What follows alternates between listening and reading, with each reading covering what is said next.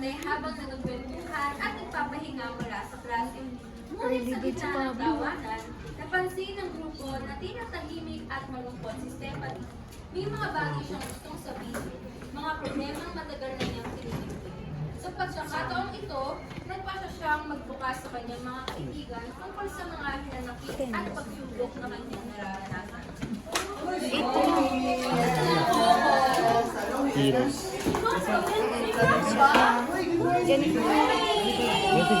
Absent. Oh! Bakit na ano problema mo? Bigyan mo ng absent. Ano naman, te? Diyos ko, ano naman ba drama yan, Steph? Depression na naman ako ni nanay. Kasi nga, di ba, tapos na exam natin. And ini-expect na lagi siyang kailangan na mataas ako balaki kahit hindi naman. Okay mo, te. Kung isipin yun. Sabihin mo sa nanay mo, siya na lang yung mag-review, tapos siya na yung pag-exam. Tama. Oo, grades lang yun, pero hindi masyado. Diyos ko, malibegi rin tayong lahat. Sige, mauna na ako, te. Mauna ako na, te. Kaya, sige ka na magsalita.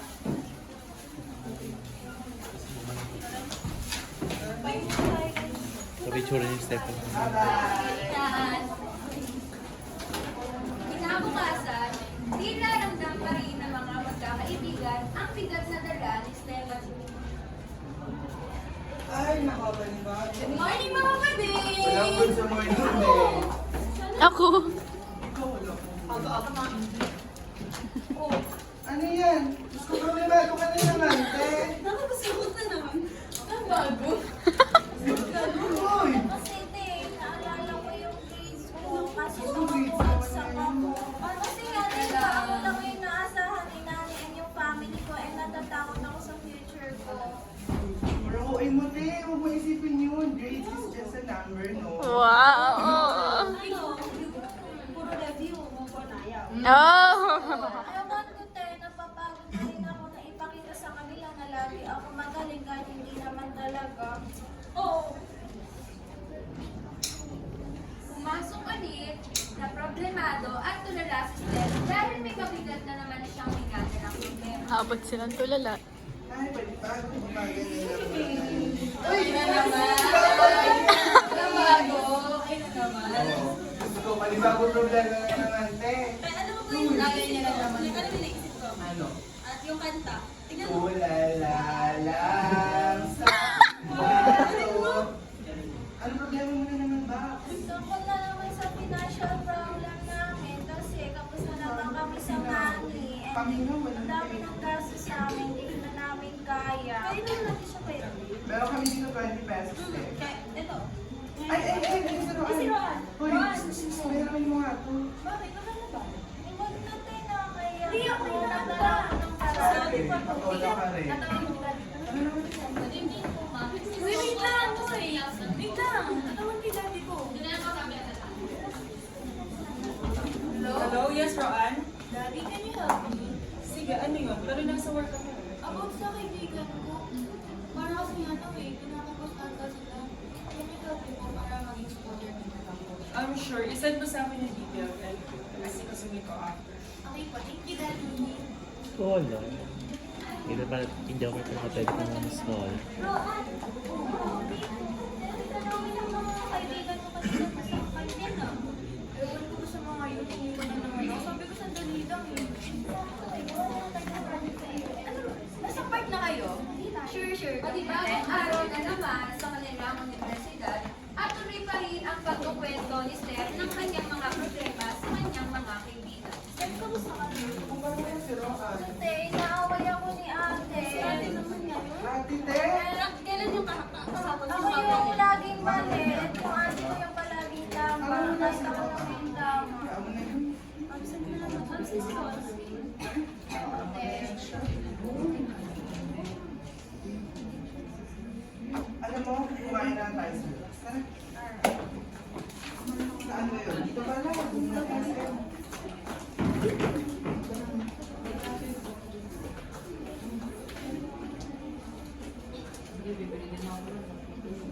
May naku, sige, nag-enjoy na kayo dyan.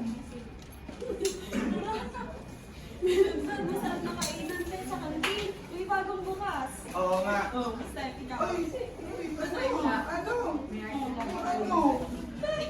Parang kasi naman nanginginig yung kita. Ay, ayamin yung jowa kayo nag-away kasi kami kahapon. Ay, ano ko yan na. Sagutin mo yan. Kaya, jowa ka na rin yung kasi. Sagutin mo na sa iba. Sobrang lig na nung kita mo. Sagutin mo na yan. Ay, naku, sige naman. Ay, si tita pala. Wait lang ah. Step ko. Okay na ba kayo natin? Ay, hello po tita. Ay, ano po? Si tita pala, biro talaga. Totoo po ba? Ano sabi ni tita? Huwag na ba tayo makain? Guys, hindi dapat kayong malang salamat. Kasi ano, sabi ni tita, si Roan daw patay na. Prank lang yan, te. Hindi siya Kasi malagamit, ang eh. tita, tumawag na sa akin, patay na daw si Roan. Gawin mo na natin. Sila po yung sila.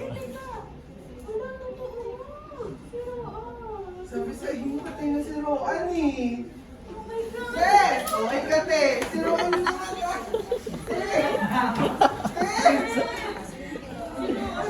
Alam mo, mabuti-butihan natin. Agad-agad na naghanda ang magkakaibigan para yukta sa damay ni Roan.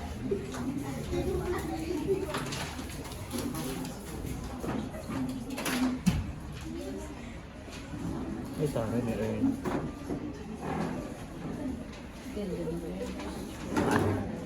Saray na kayo. Saray pa rin niya rin. Nakakalungkot naman na tayo pa nag-aayos dito sa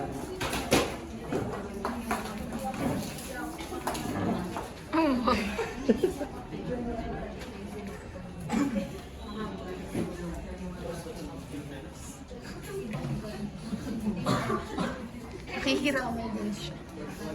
Nagkikirami din siya nakabang.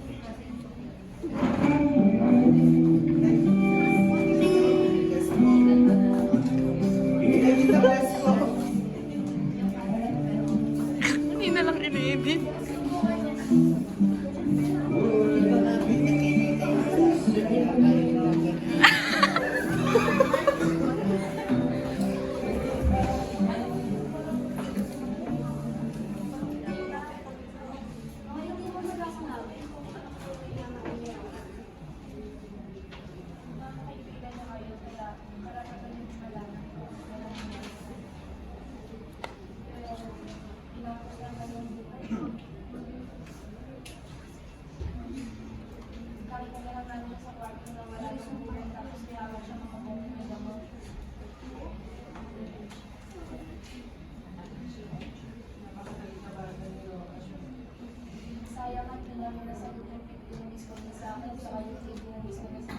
Kaya po pala tumatawag din siya sa amin.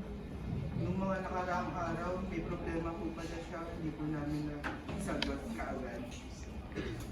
siya nga pala, si assistant. Siya po. May iniwan na sunod si Roan. And yung sa scholar na process na. Mahal na mahal din po namin siya.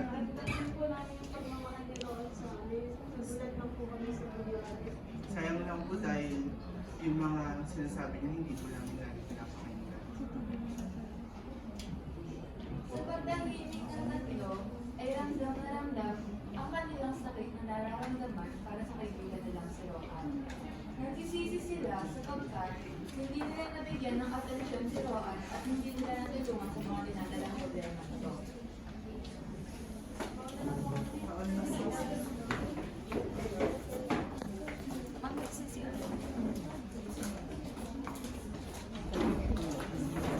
Makalipas ang sandali, dumating ang classmates nilang sina Christine, Nicole, at Jane. Labis ito ang mga nabigla sa pagkawala nila.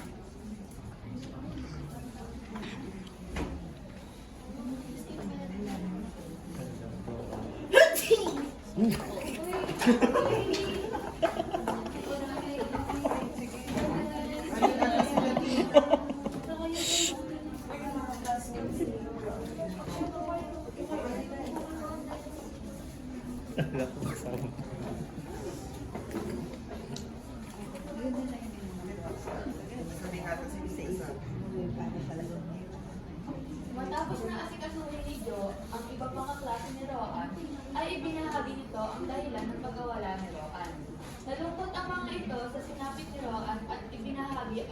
napapansin nila kay Roan bago ito nawala?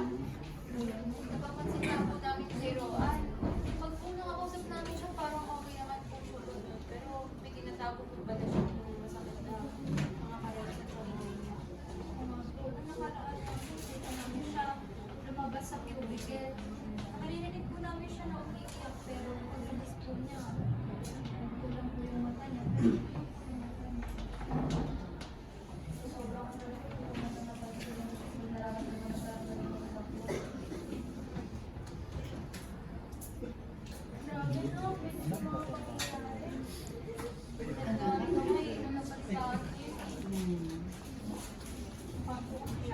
Sobrang sa school, pero may mabigat po pala siya dito. Sabi nga naman po lang, hindi namin napansin. Dahil ang buhay yan, masaya, alam pa rin sa Gawin lang sila sa pangipipagkwentuhan pagod kay Roan. Inalala nila ang mga panahon na kasama nila si Roan. Panoorin natin ang weekend na Credit pala siya.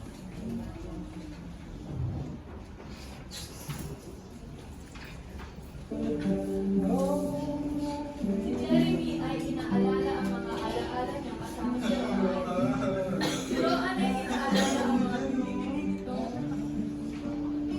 Advice sa kanya.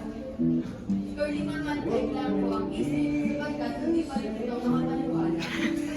Ang stress ng ay hinain ang pag-isip sa kanyang sarili dahil inisip niya lamang na nakakadagdag siya sa problema ni Roan.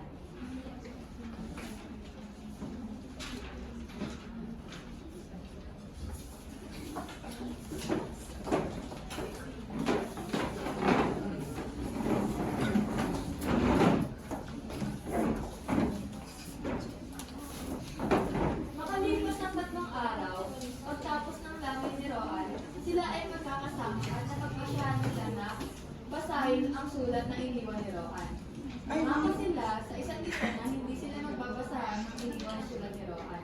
Ngunit pagtapos nila itong basahin ay lubos na nadurog ang puso nila dahil nagsinti na sa kanila na wala na talaga ang kanilang kaibigan na si Roan.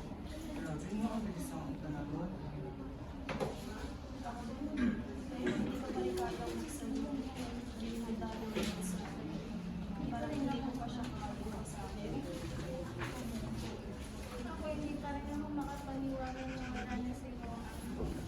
Kaya ikaw tayo pag may problema ka.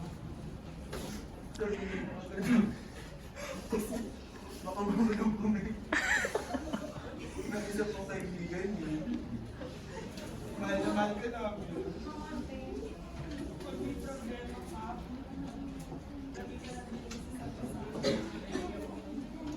Bagaman mahirap tanggapin ang pagkawala ni Roan, tinanggap ito ng kanyang mga kaibigan at hinsunod sa kanyang hiling.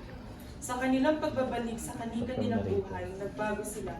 Mas naging bukas sa isa't isa at regular na nag-check sa kalagayan ng bawat isa. Si Jeremy ang nanghigalat ng pagtutulungan. Si Sportine ay natutong magbahagi ng salo. At si Steb ay nagpakita ng positibong pananaw sa pagpapahalaga sa sarili, kabilang ang pagtupad sa mga iniwang hiling ni Roan. Ang kamatayan ay isang hindi may iwasang bahagi ng buhay, malungkot, masakit, at mahirap tanggapin. Nalulumbay tayo dahil sa mga alaala at pag-aakalang hindi na natin makakapiling ang mga mahal natin sa buhay. Bagamat wala na sila sa pisikal na anyo, mananatili silang buhay sa ating puso. Kaya man na chance.